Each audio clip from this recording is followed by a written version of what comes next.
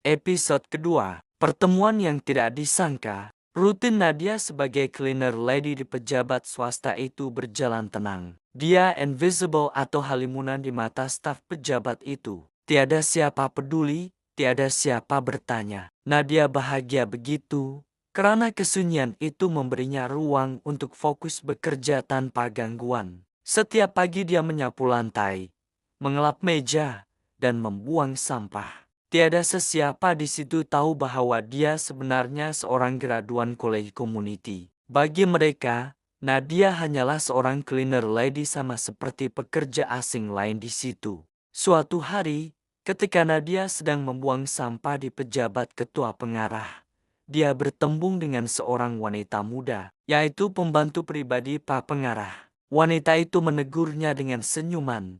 "Kamu orang tempatan kan? Kami sedang mencari seorang pembantu pribadi di rumah. Gaji lumayan. Kalau kamu kenal sesiapa yang berminat, minggu depan boleh datang ke alamat ini untuk temu duga." Karena nama dihulurkan, Nadia terdiam, hatinya berdebar. Malam itu, dia berbincang dengan rakan sebiliknya, Ana. Ana menyarankan Nadia mencoba sendiri. Kalau gaji lebih tinggi, kau boleh sambung belajar lagi macam aku. Jangan lepaskan peluang. Temuduga pertama. Alamat yang diberikan membawa Nadia ke sebuah rumah tiris sederhana di sebuah kawasan perumahan di Kuala Lumpur. Di ruang tamu, ada 10 calon lain yang menunggu giliran untuk ditemuduga. Kebanyakannya lebih berumur dari Nadia. Nadia duduk dan mengisi borang yang disediakan dan menanti dengan sabar.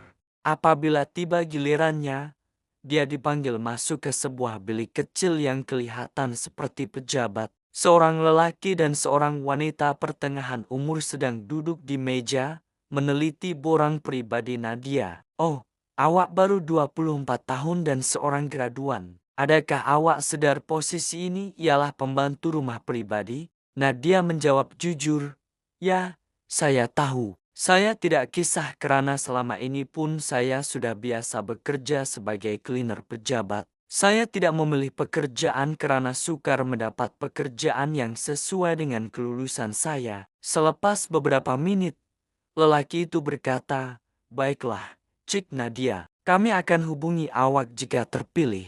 Temuduga kedua, keesokan harinya, Nadia menerima panggilan untuk temuduga kedua sebagai pembantu pribadi. Dia menaiki taksi, memberikan alamat yang diberikan kepadanya kepada pemandu taksi. Kali ini, dia tiba di hadapan sebuah rumah agam besar. Nadia menekan loceng, disambut oleh seorang maid Indonesia yang berseragam. Dia dibawa masuk ke ruang tamu yang indah. Mulutnya sedikit ternganga melihat keindahan dan kemewahan rumah itu. Kali ini, tiada calon lain, hanya dia seorang. Tidak lama kemudian, Nadia dipanggil masuk ke salah sebuah bilik besar seumpama perpustakaan di rumah itu. Di situ, seorang lelaki pertengahan umur sedang menunggu. Nadia memperkenalkan diri, dan lelaki itu turut memperkenalkan dirinya. Dato Razak Idris, pemilik syarikat swasta tempat Nadia bekerja sebagai cleaner lady. Tawaran mengejutkan. Dato Razak itu menerangkan, "Saya sedang mencari pembantu pribadi untuk menjaga ibu dan bapak saya yang uzur. Tugasan utama awak ialah memantau keadaan kesehatan mereka 24 jam, memastikan bilik mereka sentiasa bersih, membawa mereka bersiar-siar di taman setiap pagi, dan membuat laporan harian tentang keadaan kesehatan mereka berdasarkan pemeriksaan dokter pribadi. Awak perlu tinggal di rumah ini karena mereka perlukan pemantauan 24 jam. Gaji yang ditawarkan ialah Rp5.000 sebulan. Maid lain akan uruskan masakan dan bilik lain. Fokus awak hanya pada kesehatan, kebersihan dan kesejahteraan ibu bapak saya." Nadia mendengar dengan penuh debaran. Tawaran itu jauh lebih tinggi daripada gajinya sekarang. Dia teringat nasihat rakan sebiliknya, Ana, dan teringat juga cita-citanya untuk melanjutkan pelajaran ke peringkat yang lebih tinggi dari sekarang. Dengan suara tenang, Nadia menjawab, "Saya bersetuju dengan semua syarat. Saya akan bermula esok."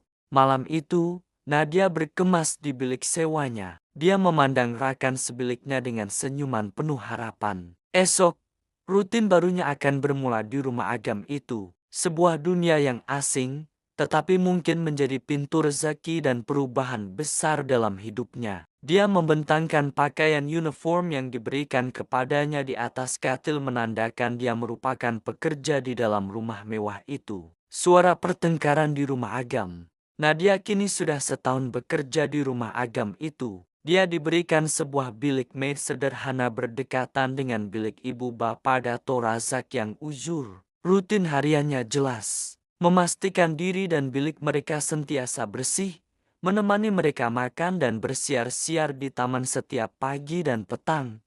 Dan mencatat laporan kesehatan harian berdasarkan pemeriksaan dokter pribadi. Dato Razak menetapkan syarat yang ketat. Nadia tidak boleh bergosip dengan 8 orang maid lain, tidak boleh berbual panjang dengan pemandu pribadi atau tukang kebun. Semua itu untuk mengelakkan konflik dan menjaga disiplin rumah. Nadia akur, dan dia hanya fokus pada tugasnya. Pada waktu terluang, dia menyiapkan tugasan pengajian jarak jauh dalam bidang psikologi kaunseling. Bidang yang menuntut banyak bacaan dalam bahasa Inggris, dari teori Freud hingga kajian modern tentang trauma dan resilience. Nadia memilih bidang ini karena dia mau memahami luka batinnya sendiri dan suatu hari nanti membantu orang lain yang senasib.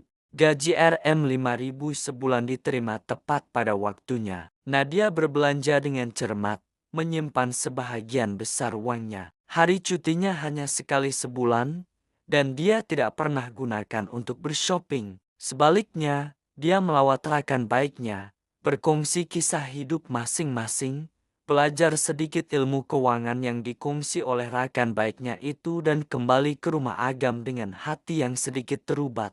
Namun, masuk tahun kedua bekerja, tragedi menimpa. Ibu Dato Razak meninggal dunia secara mengejut. Nadia yang pernah kehilangan ayah sewaktu Ramadan kini berdepan dengan satu lagi kematian. Kali ini seseorang yang dijaganya setiap hari selama setahun. Ianya sedikit sebanyak memberi kesan kepadanya. Pada hari pengkebumian, rumah agam yang selama ini sunyi sepi dan kosong itu mulai dipenuhi ahli keluarga dan saudara mara Dato Razak yang tidak pernah Nadia kenali. Dia berdiri di sudut, melihat wajah-wajah asing yang datang.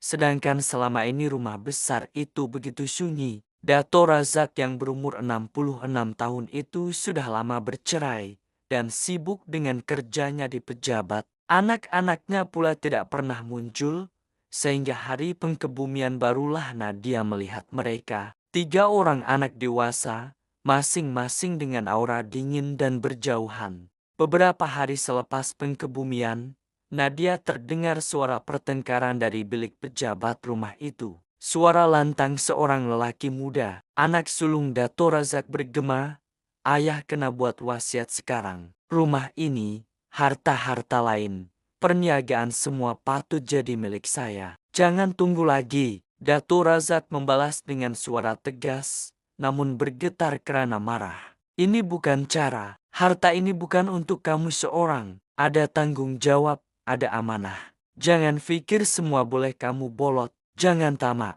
Nadia berdiri di luar pintu, jantungnya berdegup kencang. Pertengkaran itu membuka matanya tentang dunia sebenar keluarga berada. Di sebalik rumah agam indah dan mewah, ada perebutan kuasa dan harta. Tiada ketenangan di dalam rumah itu. Dia teringat kembali ibu tirinya yang zalim dahulu, yang merampas semua harta ayah dan meninggalkannya sebatang kara. Luka lama terasa kembali, seolah-olah sejarah sedang berulang di depan matanya. Bersambung ke episode yang akan datang.